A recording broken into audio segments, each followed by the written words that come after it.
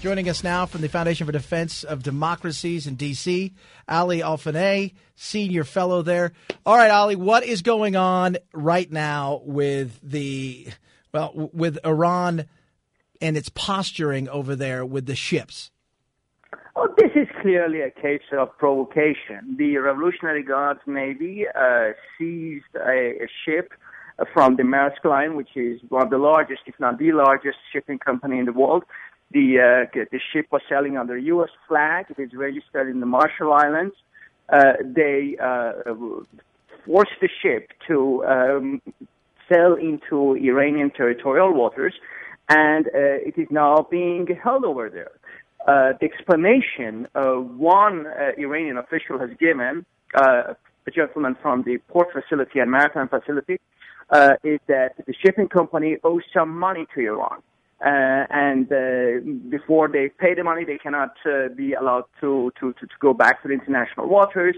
But the mother company in Denmark is saying that they don't owe any money to anyone. So from my perspective, this clearly is a case of provocation. Now, and understand, I mean, we're trying to get a sense of what they're doing over there, because this is a well-traveled maritime route. And last week or the other day, they threatened some U.S. ships, and now here you've got them doing this. Is this just posturing to show how tough Iran is, or should we read more into this? So that's what you say is part of the explanation. The second part is that the U.S. government is engaged in nuclear negotiations with the government of Iran, but the Revolutionary Guards, which is a military organization in Iran, a military organization which is not controlled by the government, feels that they are being left out of the nuclear negotiations. They would like to have a say, and before they get a say, they will try to spoil the negotiations as much as they can. And this is exactly what they are trying to do by provoking a crisis between Iran and the U.S. Now, you talk about the Revolutionary Guard. Give people, because you're an expert in them. You've written books about them. Talk about who they are and who does control them. Well, it's a relatively small force, 120,000 people, and Iran is a country of 70 million people. These 120,000 people have also their own family members who earlier served in the Revolutionary Guards, and they are now to be found in the political system, in business life of Iran. And also, even more interestingly, from a U.S. perspective, the Revolutionary Guard also makes its own money. So not only do they receive money on the national budget, they're also allowed to engage in business. They have hotels, they build roads, dams, huge infrastructure projects from which they get a lot of money. And they are not so happy with the nuclear negotiations, because they fear that if the crisis between Iran and the U.S. is solved, if Iran actually accepts to stop its nuclear program and there would be no bomb in the horizon, it would be bad for the Revolutionary Guards. After all, this organization is going to benefit most from it. If Iran becomes a nuclear power, they would be the ones who control the Iranian bomb. Who do they report to? Well, actually no one, only themselves. Nominally, they report to the supreme leader, Ayatollah Ali Khamenei, but that's only on paper. In reality, the Revolutionary Guards has developed into a monster, a state within the state. And this is why it is particularly dangerous for anyone who is trying to ignore them and their influence in Iran. Talking to Ali Alfoneh, senior fellow from the Foundation for Defense of Democracies in D.C. Now, you talked about, maybe they kind of report to the Ayatollah. We don't understand it, because you have the supreme leader over there, then you have Rouhani. How does that work? I mean, who has what say? And because I think a lot of people get confused about that here in America, because we hear about Ayatollah Khomeini and then we hear about Rouhani. How does this work, and how does this play into the negotiations?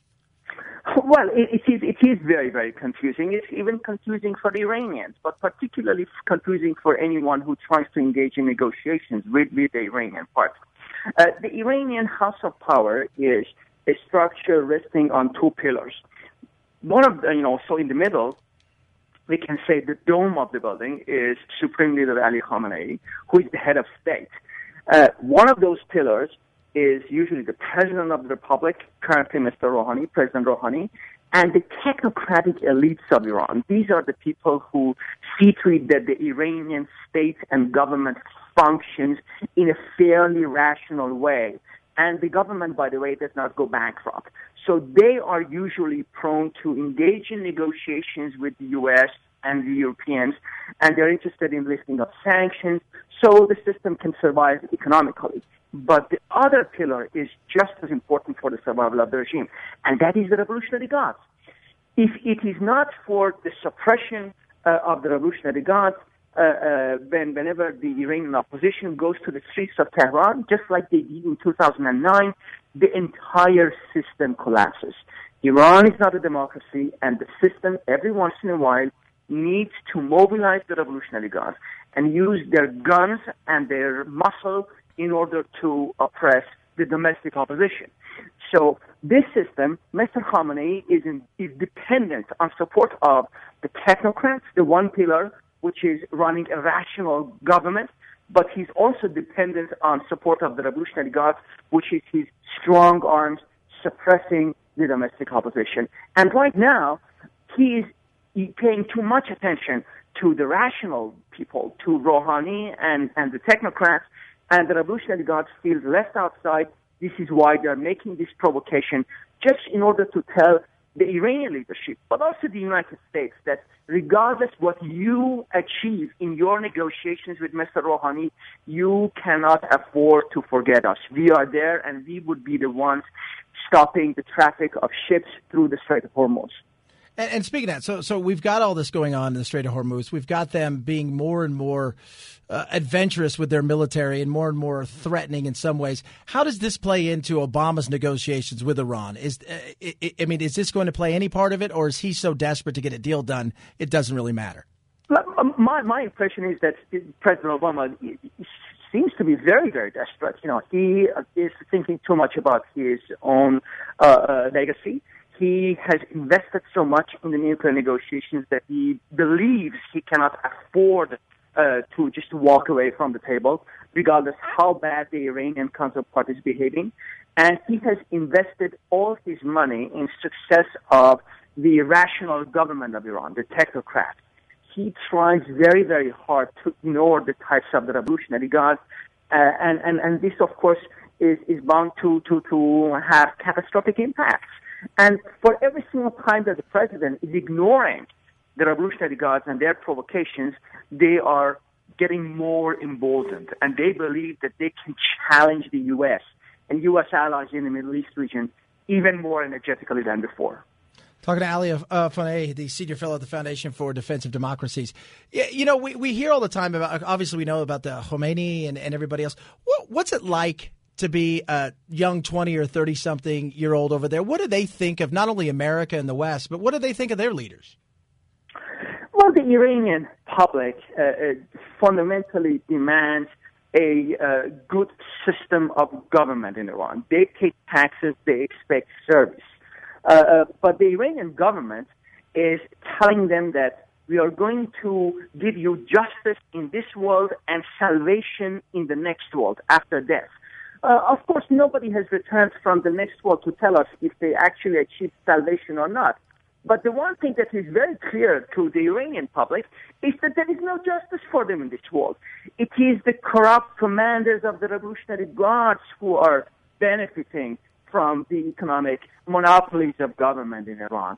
It is the fat clerics who are benefiting from the injustices of this world. This is also why that you see many, many young people whose only dream is to leave Iran. The few who protest against the regime, they end up in jail, and they pay a very, very high price. And that is the interesting part, because Iranian politics is genuinely unpredictable. No one predicted the collapse of the Shah's regime in 1979. And I genuinely believe that we are incapable of predicting the way when the anger of the Iranian public, particularly those young Iranians who are disappointed in their own government, reaches a level that they go to the streets of big cities all over Iran and overthrow the government. That, unfortunately, is very, very difficult for us political scientists to predict. Well, you know what? I appreciate you taking time with us. You know more about it than you've forgotten more about it than we will ever know. Ali Alfoneh, the senior fellow at the Foundation for Defense of Democracies in D.C. Thanks so much for spending time with us today. Thank you. Thank you.